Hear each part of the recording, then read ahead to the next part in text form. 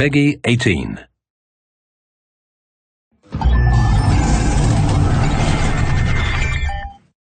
Hello everyone, I'm Colin Graham. I'm the animation director on Watch Dogs, and today I'm excited to present to you a vertical slice of the Watch Dogs free roaming experience. So actually, this is not a mission. Everything we're going to showcase today is completely systemic, and we're free to do as we please. We start off in the wards, the low-income district of our interpretation of Chicago. When creating the world of Watch Dogs, we wanted to stay true to the city and give a unique flavor to each and every neighborhood, not only in terms of the architecture, but also in terms of the people that you'll encounter and what is happening in their day-to-day lives. In the wards, you'll see working-class citizens, rusty cars, gang members, abandoned houses, and low-grade pawn shops. It's really not the kind of place that you're going to want to be alone after dark. Nowadays, modern cities are increasingly managed by software, controlling traffic lights, electricity grids, and surveillance systems. In our version of Chicago, this management software is called CTOS, or the Central Operating System. The CTOS controls everything in the city, and it was created by the Bloom Corporation. Since the CTOS has been installed in Chicago, people get to work faster, the crime rate has dropped, and the communication networks are now more accessible and stable than they ever were before. It goes without saying that if everything is connected, somebody able to take over the system would be extremely powerful. At this point in the game, we don't have control over this district's CTOS system. The icons that you see over people's head mean that we cannot hack into their mobile devices at the moment. We need to find the CTOS control center, install a backdoor virus into the system to take control over all of the infrastructure in this district. There it is, the CTOS control center.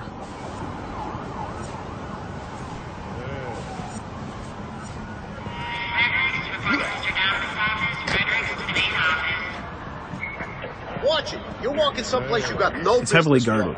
Let's see if we can find the server access codes from a distance.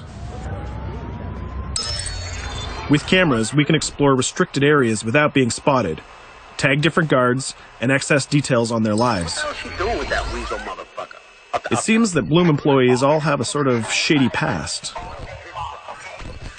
There it is, the access code to the server room. Unfortunately, we can't access the server via the cameras. We need to sneak inside. One thing that was really important to us when we designed Watch Dogs was to fully support different player styles. Every situation in the game can be tackled the way the player sees fit. In this situation, we can go all out guns blazing, completely stealth without the guards ever seeing us, or we can hack from a distance without ever setting foot inside the restricted area. Let's hack this forklift. Aiden can use the environment to distract and lure guards. Pretty much anything you hack has multiple functions. So, for example, you could use this forklift to access the roof, or you could use it to create cover. Hacking in Watch Dogs is all about player expression. Let's set an improvised explosive device so we can hack it a little bit later.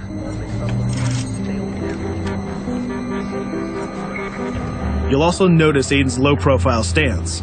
This indicates when the guards are unaware of our presence.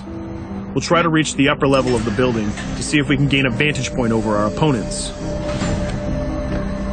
Everything in the environment can be hacked, so we're going to make some dynamic cover.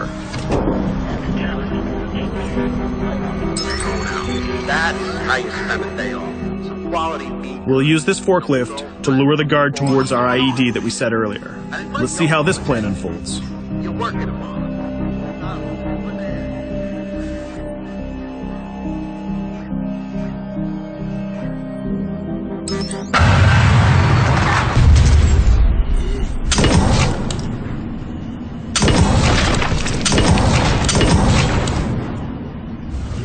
What you just saw is called focus. It represents Aiden's analysis capabilities and his quick reflexes.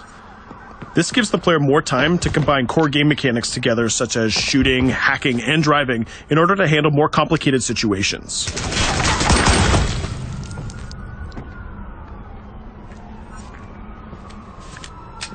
Now we can access that control room.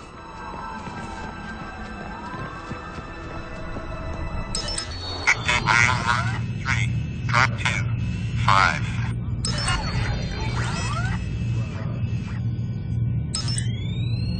Now we'll be able to hack all of the devices connected to the CTOS within the districts. Thousands of cameras, traffic lights, the electricity grid, and most importantly, all of the citizen information profiles. We can also benefit from the Chicago Police Department Crime Prediction System, which uses facial and pattern recognition to spot potential criminals or potential victims.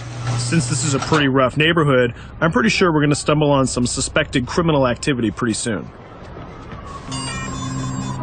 And there it is. The system just pushed an alert of a potential crime. We can see the system trying to triangulate the location on our minimap. Take note, this isn't a mission. This can happen anywhere at any time. We've just spotted a potential victim. It's always up to the player if he wants to investigate or not, to take action or not. So let's see how this turns out.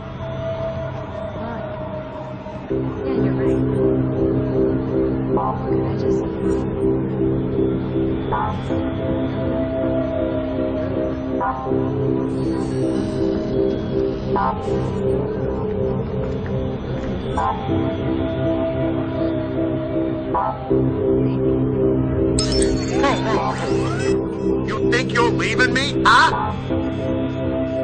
Jesus, I told you to stay away from me! You belong to me now, get it? You better leave or I'll call the cops! I'll fucking kill you, goddammit! Get off! Yo, that was close. Good thing that we intervened. We managed to prevent the crime, but we triggered a chase. From here, the criminal's behavior is unpredictable. He can try to get away, shoot back at us, surrender, or call for backup.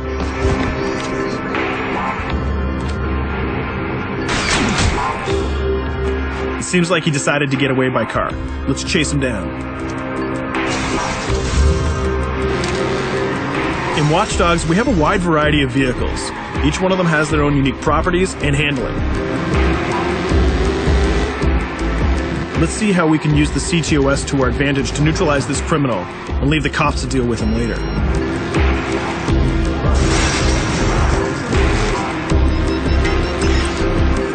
The chase stops right here. Using the blockers usually reserved for the cops during interventions, we managed to stop this criminal without killing him. This gives us a reputation bonus. This system is at the core of the Watch Dogs experience. Depending on how we handle different situations in the game, the media and the citizens will have a different perception of our hero, whether he is a true vigilante or a reckless criminal. This will have repercussions throughout the game. Now, let's head for the Loop, the historical district of Chicago, where you're going to find the most iconic buildings in the city.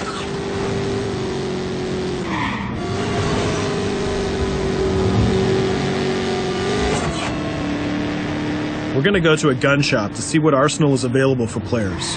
The economy is a big part of Watch Dogs. Players will be able to grow their arsenal with weapons and craft their tools in order to increase their power and their hacking abilities.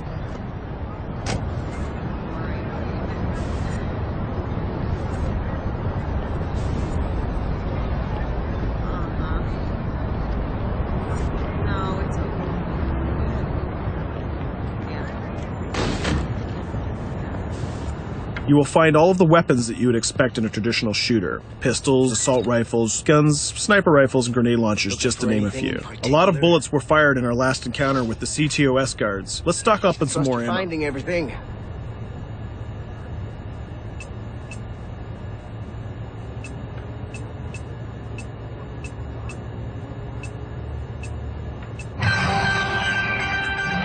As we mentioned earlier, the media keep track of your actions and the citizens are going to react according to the perception that they have of you. Here, the media is reporting a crime in which you are the #1 suspect. The gun shop owner recognized you and decided to trigger a silent alarm to notify the police. Copy that. Possible one suspect presumed armed and dangerous. Police are now trying to locate the source of the threat using the surveillance system in the city, represented by the yellow circles on the minimap. Come in, PH3.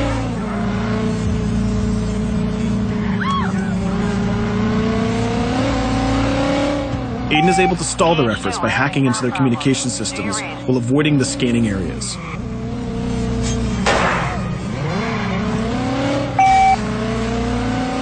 PH units, do you copy? Repeat, squad to all PH units. Once they've lost our trail, we can go back to our activities.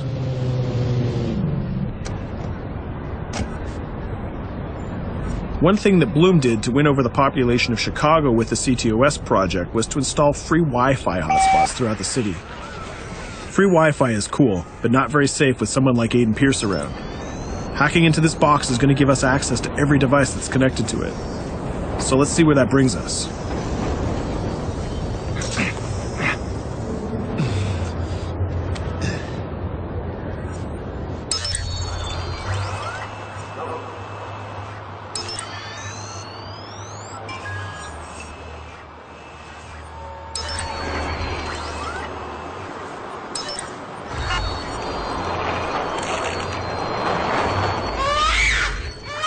We just hacked into the webcam of a laptop. It seems that we're in the apartment of a mother and we can hear her baby crying in the background. Her bank information is in her mobile phone sitting right there on the table in front of us. It's totally up to the player whether we decide to steal it or not. Of course, this won't affect our reputation because nobody can witness this action. Just like in real life, nothing is totally black or white, but rather many shades of gray. This is exactly the situation where we want the player to question his own morality. Let's go withdraw that money. If you think that you're alone, think again. Aiden is not the only hacker in town. Someone's trying to install a backdoor virus on Aiden's phone in order to steal a portion of the information that he's gathered through the game so far. First, we're going to have to reach the area where the signal is coming from.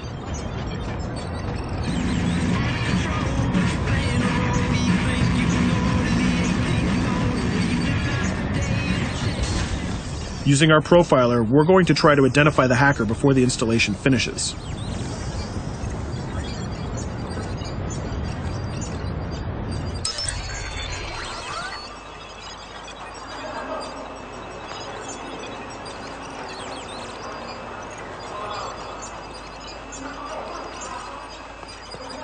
There he is. In Watch Dogs, things aren't always what they seem to be. This is actually another player that seamlessly came into our single-player experience. Let's not let him get away with this. We're going to teach this guy a lesson.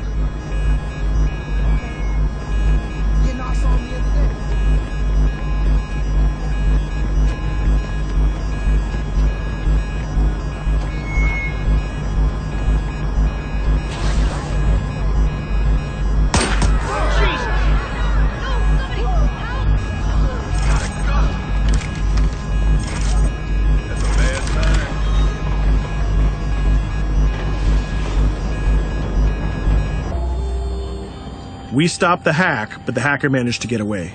I don't know about you, but we can't let this pass by. We need to retaliate. Using the grid, let's see if we can find that second player. There he is. Let's enter his game seamlessly.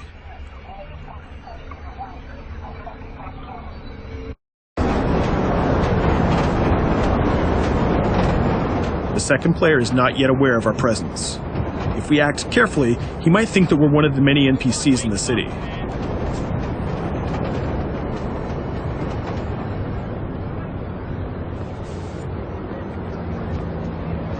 What was that?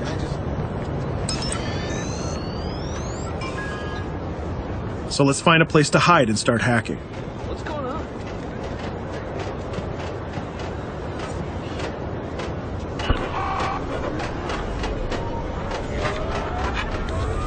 The second player has just been alerted that a breach has occurred on his phone. He's trying to find us using his profiler.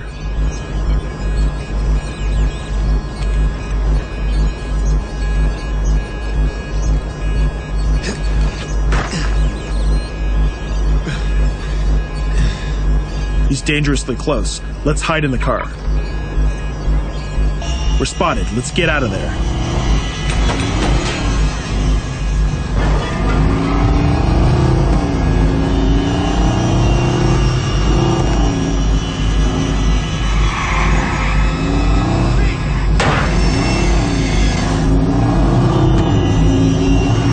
Let's set up an ambush right here. By dragging the other player back here into the alley, we make sure that no civilians get hurt during the firefight. We didn't succeed in hacking the second player, but we did get a little bit of revenge. So that's what we have time for today. We hope you enjoyed our quick gameplay session. Stay tuned for more about Watch Dogs.